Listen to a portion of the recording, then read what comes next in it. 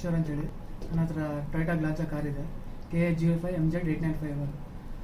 ಇಲ್ಲಿ ನಂದಿ ಟೊಯೋಟಾದಲ್ಲಿ ಸ್ಟಾಫ್ಸ್ ಆಗಲಿ ಟೆಕ್ನಿಷಿಯನ್ ತುಂಬ ಸಪೋರ್ಟ್ ಮಾಡ್ತಾರೆ. ಫಸ್ಟ್ ಸರ್ವಿಸಿಗೆ ಬಂದಾಗ ಕಿಲೋಮೀಟ್ರಲ್ಲಿ ನಾವೇನೇನು ಸರ್ವಿಸ್ ಮಾಡಿಸ್ಬೇಕು ಅದೆಲ್ಲ ಕ್ಲೀನಾಗಿ ಎಕ್ಸ್ಪ್ಲೇನ್ ಮಾಡ್ತಾರೆ. ಆಮೇಲೆ ಅಡ್ವೈಸರ್ ಅಷ್ಟೇ 10,000 ಕಿಲೋಮೀಟರ್ 20,000 ಕಿಲೋಮೀಟ್ರಲ್ಲಿ ಯಾವ ರೀತಿ ಏನು ಮಾಡಬೇಕು, ವೀಲ್ ಅಲೈನ್ಮೆಂಟ್ ಆಗಲಿ ವೀಲ್ ರೊಟೇಷನ್ ಆಗಲಿ ಅವರೇ ನಮಗೆ ಅಡ್ವೈಸ್ ಮಾಡ್ತಾರೆ. ಹೊಸ್ದಾಗಿ ಬಂದಿರೋ ಕಾರ್ ಓನರ್ಸಿಗೆ ಯಾವ ರೀತಿ ಸರ್ವಿಸ್ ಮಾಡ್ಬೇಕು, ಏನೇನು ಬಿಡೋಕೆ ಅವರೇ ನೀಟಾಗೆಲ್ಲ ಎಕ್ಸ್ಪ್ಲೇನ್ ಮಾಡ್ತಾರೆ.